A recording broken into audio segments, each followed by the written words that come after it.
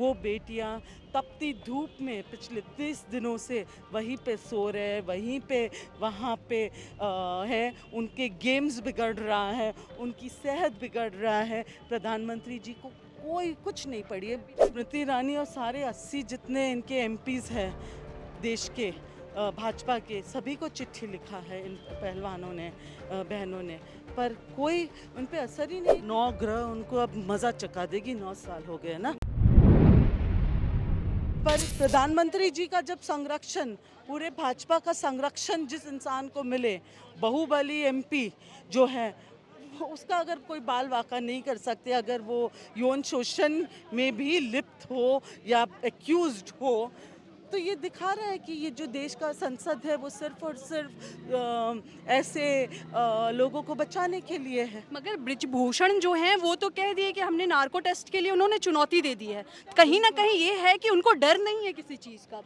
ना मैं देश से ये भी अपील करूंगी कि, और ख़ास करके ओलंपिक एसोसिएशन से और इंटरनेशनल एसोसिएशंस फॉर स्पोर्ट्स से, कि वो ये सुनिश्चित कर दें कि ये जो नार्को टेस्ट हो वो इंटरनेशनल स्टैंडर्ड्स के तहत हो। एक तरफ आप देखो जो दोषी हैं, जो कल्प्रिट है, जो रेपिस्ट है, जिन्होंने इन बेटियों का शोषण किया है, वो इंसान खुलेआम घूम रहे हैं, वो प्रेस कॉन्फ्रेंसेस कर रहे हैं, वो शौक से घूम रहे हैं, वो अपने मज़े में हैं। और दूसरी ओर देश की बेटियां जिन्होंने देश को गौरव दिया है, वो बेटियां तपती धूप में पिछले 30 दिनों से वहीं पे सो रहे हैं, वहीं पे वहाँ पे है, उनके गेम्स बिगड़ रहा है, उनकी सेहत बिगड़ रहा है। प्रधानमंत्री जी को कोई कुछ नहीं पड़ी है। स्मृति ईरानी भी को भी कुछ नहीं। स्मृति ईरानी को चिट्ठी भी लिखा था इन लोगों ने, कोई रिप्लाई नहीं आया अभी तक। स्मृति ईरानी और सारे 80 जितने इनके एमपीज़ हैं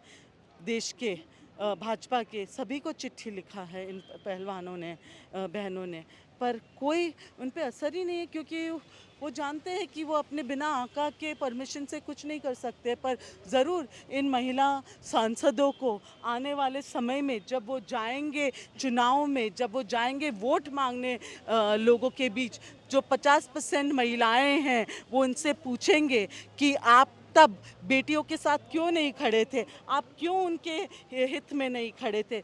और मुझे विश्वास है कि ऐसे लोगों को संसद नहीं भेजेंगे।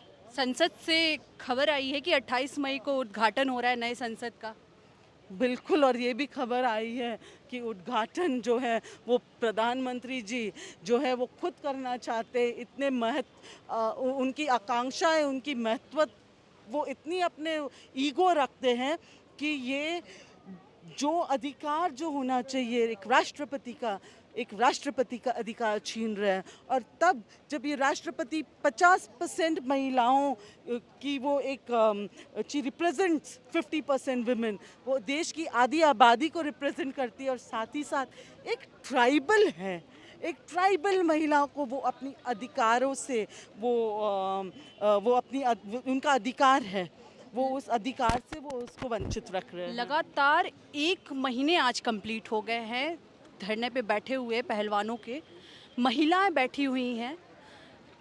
मतलब क्या संदेश जा रहा है देश को फिर? देखिए ना, ये सिर्फ देश को नहीं, ये पूरे दुनिया को संदेश जा रहा है कि प्रधानमंत्री नरेंद्र मोदी जी और उनकी पूरी कैबिनेट के चलते देश में हालात बहुत ख़राब होते जा रहे, महिलाओं की हालात, और वो नहीं चाहते हैं कि देश की महिलाएं सुरक्षित हो। अगर वो सुरक्षा के नाम, सुरक्षा का शब्द वो समझते तो आज शासन होता बराबर, आज सवाल उठाते वो ब्रिजभूषण पे।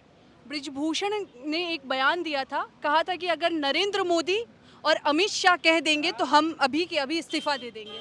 उनके लिए तो यही, यानी कि ये भी सच्चाई है, यानी कि ये दोनों जो है वही चाहते हैं, या सच्चाई ये भी है। ये भी सच्चाई है, कहीं ना कहीं उनको उन्हीं का संरक्षण है। इसका मतलब ये है कि नरेंद्र मोदी जी और अमित शाह देश की बेटियों को कि उनको देश की बेटियों की सुरक्षा की कोई पड़ी नहीं। देश के प्रधानमंत्री को क्या मैसेज देना चाहेंगे? उनके 9 साल कंप्लीट हो रहे हैं। 9 ग्रह उनको अब मज़ा चखा देगी। 9 साल हो गए ना। 9 ग्रह 9 ग्रह उनको मज़ा चखा देगी 10वें साल में। और जिस तरीके से उन्होंने नोटबंदी, भ्रष्टाचार, जिस तरीके से देश में महंगाई, जिस तरीके से जो महिलाओं पे अत्याचार बढ़ती जा रही है उनके राज में, जिस तरीके से ये देश की संपत्ति को बेच रहे, जिस तरीके से देश के बॉर्डर सुरक्षित नहीं है, एक मुद्दा नहीं है, इतने सारे मुद्दे हैं जिस पे उनको शर्म आनी चाहिए और तुरंत अपनी कुर्सी छोड़ देनी चाहिए। देश आज़ाद है, देश गुलाम नहीं है। और अगर ये समझते हैं कि इनकी तानाशाही सहन करेंगे तो बिल्कुल सहन नहीं करेंगे लोग।